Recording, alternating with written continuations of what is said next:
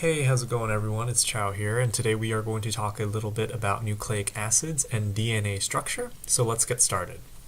So the first thing is this idea of the nucleic acid. So remember, it's the fourth type of macromolecule that's present in biological systems.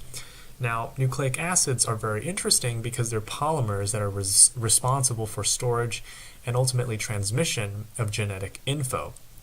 Now, this is very interesting because it's doing something that, honestly, proteins can't do. So proteins, remember, can do a lot of functions, but this is one of those functions that proteins can't do, which is store and transmit and transfer genetic info. And that's something that nucleic acids can do. Now, nucleic acids are very interesting too because there's a little bit of variation within those nucleic acids.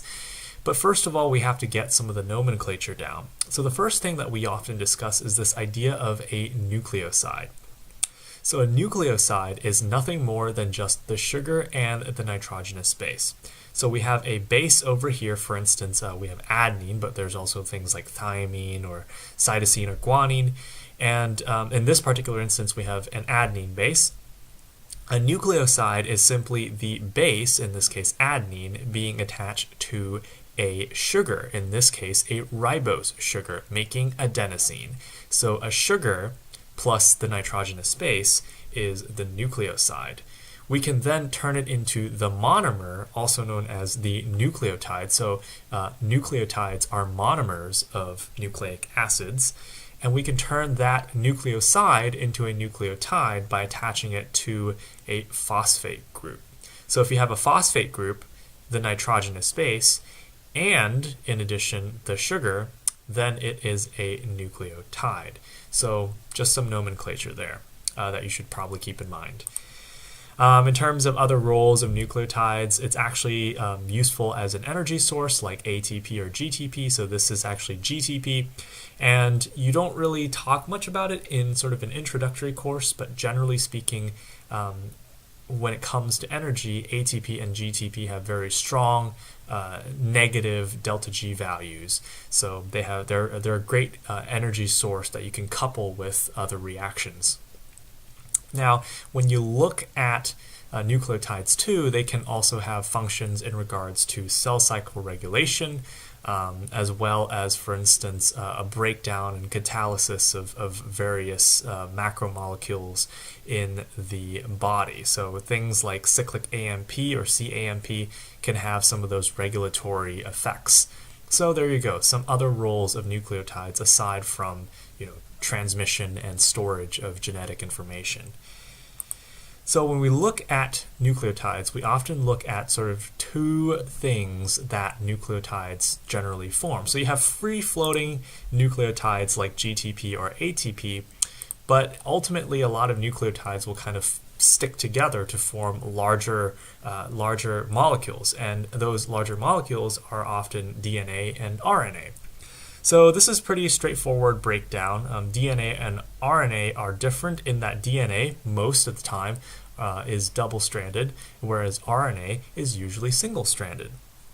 In addition, when you look at these specific bases, there are some things that are slightly different, more specifically between this one over here. So we have a pyrimidine called thymine for DNA and a pyrimidine called uracil for RNA. So uracil is present pretty much only in RNA, whereas thymine is pretty much only present in DNA. So there you go. So that's two major differences. When you look at nucleosides themselves, they're also slightly different because the DNA has a deoxyribose sugar, whereas the RNA has a ribose sugar. So there is an extra sort of OH hydroxyl group on the RNA, whereas in a DNA nucleoside, that is absent and it's only a hydrogen. So when you look at the nucleosides, when it comes to DNA, it's deoxyadenosine, deoxyguanosine, deoxycytidine, deoxythymidine, because it is missing that hydroxyl group. And you should take a look at an image of those molecules and see the difference. And then, of course, when you look at DNA and RNA as a whole, there are slightly differences that should be pretty critical and should be pretty easy for you to see. So if you see a strand or you see a certain sequence of bases available, you should be able to figure out whether it's DNA or RNA. So there you go. When it comes to DNA and RNA, however, another term that we often use is the prime numbers. So we have the 5' end and the 3' end. And this is actually a designation that's based on the carbons within the sugar molecule. So we have the first carbon over here, the second carbon, third carbon, so this is 3', and then fourth and fifth, and so this is 5' and this is 3'. So there you go. That's what those numbers actually mean. You often talk about maybe like synthesis from the 5' to 3' direction. This is what they mean when they talk about the primes. So hopefully that makes a little bit of sense. So when it comes to actually forming polymers, it gets really interesting because we have this very important bond called the phosphodiester bond. And what the phosphodiester bond is really nothing more than the phosphate group on the 5' carbon, so something like this, undergoing a condensation reaction with the hydroxyl group of the 3' carbon, which is this over here, and it ultimately forms that bond over here and makes something like this through a condensation reaction. So as a result, we often talk about DNA growing in the 5' to 3' direction. Mechanistically, it gets a little bit tricky, but for generally the scope of an intro course, all you need to know is that this is what happens, and then it does this, and it's going from a 5' to 3' direction, and it is a condensation reaction. So pretty straightforward, I think. Now, when you look at base pairing, this is something that you most likely talked about in high school, so I'm not going to go too much into the nitty-gritty details, but basically, when it comes to bases, it's broken down into two main groups. You have pyrimidines, and then you have purines. Pyrimidines are actually smaller in size with only a single ring structure, so something like this over here, cytosine, thymine, uracil. And in purines, it has a double ring structure, so it's larger. So we talk about structures and bases like adenine and guanine. And obviously, again, we have differences between DNA and RNA, where in RNA you have A and U. So adenine actually pairs with uracil in RNA, whereas in DNA you have adenine actually pairing with thymine. So that is, again, the key difference. And also another thing is in terms of base stacking interactions, if you look at the A and T versus C and G hydrogen bonding, the A and T or A and U forms two hydrogen bonds, whereas when you have a cytosine and a guanine actually being bound together by hydrogen bonds, it's 3 hydrogen bonds. So because CG has 3 hydrogen bonds and AT or AU only, well, AT really, if you're talking about binding, really only has 2 hydrogen bonds, it means that CG bonds tends to be a little bit more stable. Whereas if you have a lot of ATs, the double bond, the double-stranded helix might not be as stable. But that's more or less trivial information. Generally speaking, it should be sufficient that you know that adenine bonded to thymine is 2, and cytosine to guanine is 3. So that's just some base pairing information. Now, other things that we should discuss in regards to base pairing is this concept of Chargaff's rule, which basically means that the number of thymines always equals the number of adenines, and the number of cytosines always equals the number of guanines. At least in most cases, this is true, and it should make sense to you now why that's the case. So if you always have a thymine and an adenine bound together, logistically and logically, it should be the same. So that should make a lot of sense. And even though RNA is single-stranded, it can still undergo sort of complementary base pairing with itself. So things can kind of fold over on its own, and it should form this sometimes like weird loop structures. So RNA, even though it's single-stranded, can still form base pairing interactions with itself. And then there are some strange exceptions in the bacterial world and viral world sometimes where RNA is actually going to be double-stranded. But again, that's just more or less trivial information. For the scope of the course, knowing this is a good starting point. So there you go, base pairing information.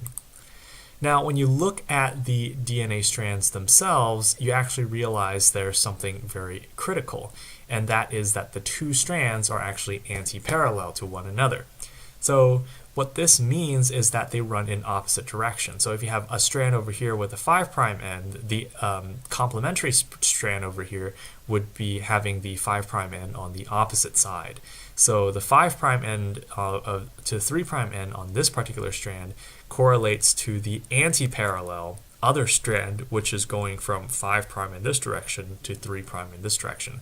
So 5' always pairs with 3' on the opposing strand, and the strands are almost always oriented in an anti-parallel direction. So this should make a lot of sense. And finally, when you look at DNA, there are sort of 4 good important features that's kind of good to keep in mind. And first of all is that in most cases it is double-stranded, and you have A and T interactions that are slightly different from C and G interactions. So this specificity is essential for sort of proper binding and replication purposes, which we will discuss potentially in another video. DNA in most cases is right-handed. There are actually different types of DNA that are found, but for the scope of most introductory courses, we're looking at right-handed helices. So if you look down at a spiral, it's like a staircase that turns to the right, and most biological DNA is really pretty much right-handed. It is antiparallel, which we just discussed, and there are basically differences in the sizes of the groove. So depending on how the helices are oriented, you have sort of a major groove, which is slightly wider, and a minor groove, which is slightly smaller. And so these asymmetric grooves are pretty important in terms of protein interactions often, but it's for most intro courses, as long as you know that there's a minor groove and a major groove, that's generally sufficient, although don't quote me 100% for it. Now, what's really interesting is that if you look at a strand like this, it can be sometimes difficult to see what exactly is a minor versus major groove. But if you look at sort of base pairing like this, it's a little bit easier potentially to see what exactly it means to be a major groove, which is over here, and then the minor groove, which is actually on this side. Same goes for this particular pairing. So again, adenine thymine is going to be 2 hydrogen bonds, whereas guanine and cytosine is going to be 1, 2, 3 hydrogen bonds. But even so, despite those differences in the number of hydrogen bonds, you can still very much see the differences in the major and minor grooves. So that's basically it. I hope you found this at least mildly helpful, and as always, best of luck studying, and I will see you in the next video. Thanks, everyone.